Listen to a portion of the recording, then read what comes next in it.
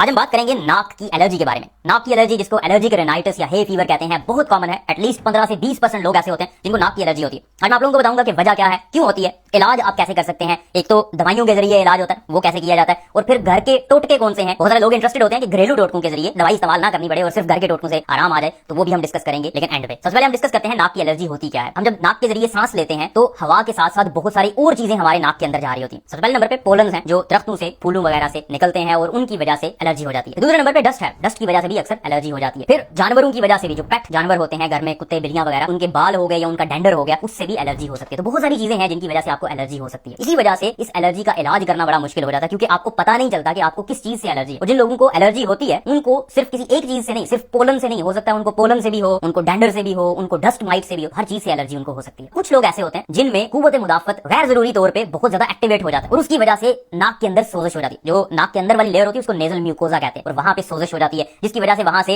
रेशा बनना शुरू हो जाता है, आपको छींकें आना शुरू हो जाती हैं, सर दर्द करना शुरू हो जाता है, आंखों से पानी आना शुरू हो जाता है। ये सारे की सारी नाक की एलर्जी की या एलर्जिक रेनाइटिस की अलामत होती है। अब ये होता क्यों है, देखें, मैंने आपको बताया कि कोई एलर्जन जब जाएगा, मतलब कोई ऐसी चीज जाएगी जो जिसकी वजह से आपका कुव्वत मुदाफत गैर जरूरी तौर पे एक्टिवेट हो जाएगा या ज्यादा एक्टिवेट हो जाएगा जितना होना नहीं चाहिए। अब ये हर किसी में नहीं होता, कुछ लोगों का कुव्वत मुदाफत ऐसा करता है, स्पेशली वो लोग जिनकी फैमिली हिस्ट्री हो, उनकी फैमिली के अंदर ऐसे मेंबर्स मौजूद हैं, पेरेंट्स में या दादा परदादा में एलर्जी का मसला था, तो उनमें हो सकता है। इसी तरह जो मेल होते हैं, मर्द हजरात होते हैं, उनको ये ज्यादा मसला होता है खवातीन की निस्बत। दूसरे नंबर पे बड़ी इंटरेस्टिंग चीज ये है कि जिन लोगों का हायर सोशो इकोनॉमिक स्टेटस होता है, मतलब जो थोड़े अमीर लोग होते हैं, उनमें इसके चांस ज्यादा होते हैं। उसकी वजह ये होती है कि वो बड़े सफाई पसंद माहौल में शुरू से ही रहते हैं, और जब बचपन में आप सफाई पसंद, मतलब सफाई वाले माहौल में रहेंगे जहां पे इस तरह के डस्ट और इस तरह के पार्टिकल्स नहीं होंगे, आप जब सांस लेंगे तो हवा में इस तरह की चीजें नहीं होंगी, तो आपका कुव्वत मुदाफत जब बाद में उन चीजों को देखेगा, आपके नाक के अंदर वो चीजें जाएंगी, तो वो बहुत ज्यादा एक्टिवेट हो जाएगा और जिसकी वजह से एलर्जी हो जाएगी। खुराक के अंदर बहुत सारी ऐसी चीजें हैं जो अगर आप इस्तेमाल करें तो एलर्जी की अलामत ज्यादा हो सकती हैं, और बहुत सारी ऐसी चीजें हैं जो इस्तेमाल करें तो एलर्जी की अलामत कम हो। पहले हम बात करते हैं कि वो कौन सी ऐसी खुराक है जिसकी वजह से अलामत ज्यादा हो सकती है। पहले नंबर पे डेयरी प्रोडक्ट्स हैं, जो दूध हो गया, दही हो गया, इस तरह की चीजें अगर आप इस्तेमाल करते हैं तो हो सकता है आप में एलर्जी की, नाक की सोजिश की अलामत ज्यादा हो जाए। इसी तरह ब्रेड इस्तेमाल करने से, रोटी इस्तेमाल करने से, क्योंकि वीट प्रो इन्फ्लेमेटरी होती है, आपके जिस्म में सोजिश ज्यादा कर सकती है,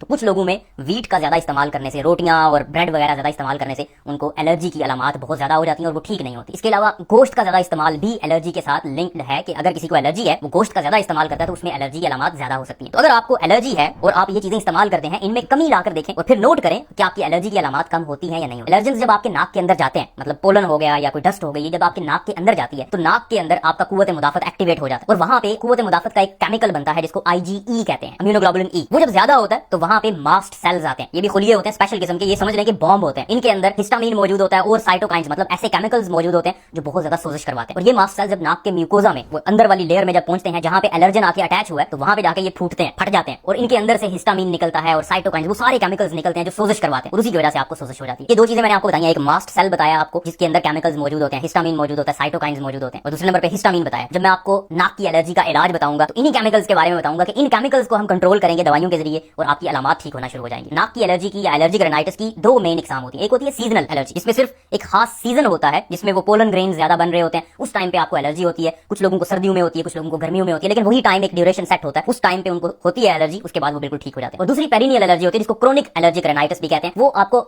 मुसलसल रहती है, पूरे का पूरा साल रहती है और थोड़ी थोड़ी अलामत आपको हर वक्त आती रहती है। इसकी तशखीस क्लिनिकल होती है, क्लिनिकली डॉक्टर के पास जब आप जाएंगे वो आपको बता देगा ये सारे क्वेश्चंस पूछने के बाद कि आपको एलर्जी का मसला है। और फिर भी अगर देखना हो कि वाकई में एलर्जी है या नहीं है तो इसके लिए कुछ खून के टेस्ट किए जाते हैं। मैंने आपको बताया कि IgE, इम्यूनोग्लोबुलिन E ज्यादा हो जाता है आपके जिस्म में, नाक के अंदर, तो उसका टेस्ट किया जाता है। IgE के लेवल्स को देखा जाता है कि कितने ज्यादा है। जिन लोगों में बहुत ज्यादा होते हैं इसका मतलब उनमें एलर्जी ज्यादा सीवियर है। इसके अलावा स्किन प्रिक टेस्ट भी किए जाते हैं, उसमें आपकी जिल्द को एक्सपोज किया जाता है एलर्जेंस के साथ, मुख्तलिफ तरह के केमिकल्स के साथ, पोलन्स के साथ, डस्ट के साथ, हर चीज आपकी जिल्द के ऊपर लगाई जाती है और फिर देखा जाता है कि उसकी वजह से रिएक्शन कैसा है, एलर्जी हुई है आपको या नहीं हुई। अगर एलर्जी हो इसका मतलब आप उस केमिकल से, उस एजेंट से, उस एलर्जन से एलर्जिक हैं और आपकी एलर्जी की वजह आपकी नाक की सोजिश की वजह वही है। अब आते हैं इसके इलाज की तरफ। इलाज में मैं पहले आपको दवाइयों का बता देता हूं कि कौन सी ऐसी दवाइयां हैं जो इस्तेमाल करने से आप अपनी अलामत को कंट्रोल कर लेते हैं। एक चीज समझना बहुत जरूरी है और वो ये कि इसका इलाज मुकम्मल तौर पे नहीं है कि आप बिल्कुल इसको खत्म कर पाएं। ये हो सकता है बार बार आपके अंदर दोबारा से वापस आ जाए, लेकिन इसका ये मतलब हरगिज नहीं है कि आपकी अलामत खत्म नहीं हो सकती और आप अच्छी जिंदगी नहीं गुजार सकते। बहुत सारे लोग मैंने देखे हैं जिनको नाक की एलर्जी का हर वक्त मसला रहता है और उनका नाक हर वक्त बह रहा होता है, उन्होंने टिश्यूज या रुमाल या कुछ इस तरह का पकड़ा हुआ होता है और हर वक्त उनका नोज स्टफी होता है, नाक बंद हुआ होता है उनका। लेकिन आप लोगों को मैं बता दूं कि इसका इलाज मौजूद है। एटलीस्ट इसकी अलामत को आप कंट्रोल कर सकते हैं ताकि आपकी सोजिश कम हो जाए और आप सांस आसानी से ले सकें और आपको हर वक्त नाक की बंदिश का मसला ना हो। इलाज में सबसे पहले तो आपने अवॉइड करना है उन चीजों को, उन एलर्जेंस को जिनकी वजह से आपको एलर्जी होती है। तो अगर पोलन सीजन में आपको ज्यादा एलर्जी होती है तो उस सीजन में आप बाहर कम निकलें, मास्क का इस्तेमाल करें ताकि आपको ज्यादा, ताकि एलर्जेंस आपके नाक के अंदर ज्यादा ना जाए। फिर दूसरे नंबर पे आप नाक के नथनों में वैसलीन का इस्तेमाल कर सकते हैं। जब आप वैसलीन लगाते हैं यहाँ पे तो उसकी वजह से जितने भी पोलन्स या डस्ट डस्ट वगैरह जिनकी वजह से आपको एलर्जी होती है वो उस वैसलीन के अंदर जाके स्टक हो जाती है, रुक जाती है, फिर वहां पे एलर्जिक रिएक्शन नहीं होगा और आपका नाक बंद नहीं होगा। लेकिन वैसलीन इतनी ज्यादा नहीं भर देनी कि नाक आपका वैसे वैसलीन से ही बंद हो जाए। सबसे बेस्ट तरीका तो यही है कि आप अवॉइड करें। अगर आपको एलर्जेंस नहीं मिलेंगे, आपके नाक के अंदर नहीं जाएंगे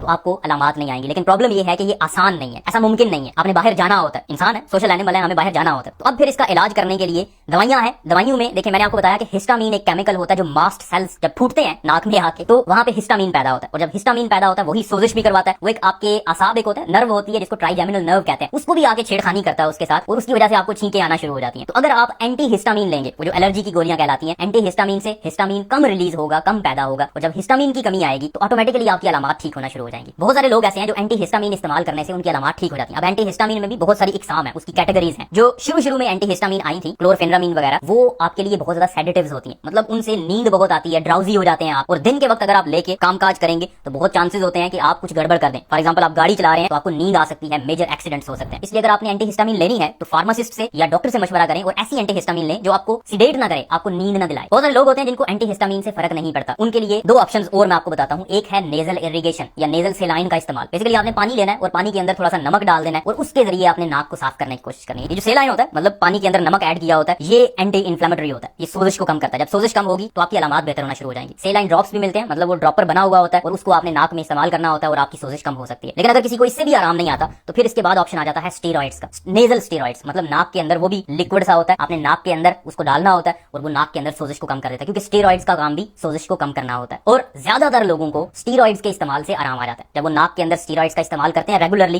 तो उनकी अलामात खत्म हो जाती है। लेकिन कुछ लोग होते हैं जिनको इससे भी आराम नहीं आता, उनके लिए कुछ खास ट्रीटमेंट हो सकती है, वो इम्यूनोथेरेपी कहलाती है, वो स्पेशलिस्ट करते हैं। उसमें बेसिकली किया जाता है कि जो एलर्जेंस हैं उनका आहिस्ता आहिस्ता आपके जिस्म में जानबूझ के एक्सपोजर करवाया जाता है, लेकिन थोड़ी थोड़ी मिकदार में, और उससे फिर आपके जिस्म का जो कुव्वत मुदाफत है वो उससे आशना हो जाता है और वो फिर उस तरह से रिएक्ट नहीं करता और आपके अंदर सोजिश नहीं करवाता। लेकिन प्रॉब्लम ये है कि जिन लोगों को नाक की एलर्जी होती है उनमें सिर्फ किसी एक चीज की वजह से एलर्जी नहीं होती, बल्कि बहुत सारी चीजें होती हैं जिनकी वजह से एलर्जी होती है। इसी वजह से इम्यूनोथेरेपी से भी बहुत सारे लोग होते हैं जिनको आराम नहीं आता। अब बात करते हैं होम रेमेडीज, घर बैठ के आप इसका इलाज कैसे कर सकते हैं। देखिए दवाइयों का रोल अपनी जगह पे है। अगर आपकी अलामात कंट्रोल नहीं हो रही तो आपको दवाइयां इस्तेमाल करनी चाहिए, डॉक्टर से मशवरा जरूर करना चाहिए। लेकिन कुछ ऐसी चीजें हैं, कुछ ऐसी खुराक है जो आप इस्तेमाल करेंगे तो आपकी अलामात कम हो सकती है, क्योंकि वो सोजिश को कम करती है। पहले नंबर पे ऐसी खुराक का इस्तेमाल जिसमें फ्लेवोनॉइड्स ज्यादा होते हैं। फ्लेवोनॉइड्स में भी कोर्सेटन एक फ्लेवोनॉइड होता है जो आपकी सोजिश को कम करता है, और मैस्ट सेल्स को, वही खुलिए जो मैंने आपको बताया था, बॉम्ब होते हैं और वो नाक के अंदर म्यूकोजा के अंदर जाके फूटते हैं, उनसे हिस्टामीन भी निकलता है और ऐसे केमिकल्स निकलते हैं जो सोजिश करवाते हैं। और ये जो फ्लेवोनॉइड है ये उन मास्ट सेल्स को स्टेबलाइज कर देता है, उनको टूटने नहीं देता। जब मास्ट सेल्स टूटेंगे नहीं, हिस्टामीन नहीं निकलेगी, सोजिश नहीं होगी। अब ये फ्लेवोनॉइड मौजूद किस खुराक में होता है? सेब के अंदर, अंगूर के अंदर, बेरीज के अंदर, जितनी भी बेरीज होती हैं, ब्लूबेरी, ब्लैकबेरी, बेर वगैरह जो होते हैं उनके अंदर ये अच्छी मिकदार में मौजूद होते हैं। तो इसलिए सब्जियों का इस्तेमाल और फलों का इस्तेमाल ज्यादा से ज्यादा आप करें। दूसरे नंबर पे विटामिन सी है। विटामिन सी एक ऐसी चीज है जिसका इम्यूनिटी में, कुव्वत मुदाफत में बहुत रोल है, और अगर आप विटामिन सी का इस्तेमाल करते हैं तो आप में एलर्जी की अलामात कम हो सकती है। और ये रिसर्च बेस्ड है। कुछ रिसर्चेस विटामिन सी के सप्लीमेंट्स को भी इंडोर्स करती हैं कि अगर आप विटामिन सी के सप्लीमेंट्स इस्तेमाल करते हैं तो उससे भी बेहतरी आ सकती है। लेकिन किसी किस्म का भी सप्लीमेंट इस्तेमाल करने से पहले अपने हेल्थ केयर प्रोवाइडर से जरूर बात कर लेनी चाहिए। अब विटामिन सी कौन सी खुराक के अंदर मौजूद होता है? सिट्रस फ्रूट्स के अंदर, माल्टे, लीमू वगैरह, उनमें अच्छी मिकदार में होता है। और अगर आप इनका ज्यादा इस्तेमाल करेंगे आपकी सोजिश कम हो जाएगी, एलर्जी की अलामात कम हो जाएंगी। इसके बाद जिंजर है, अदरक।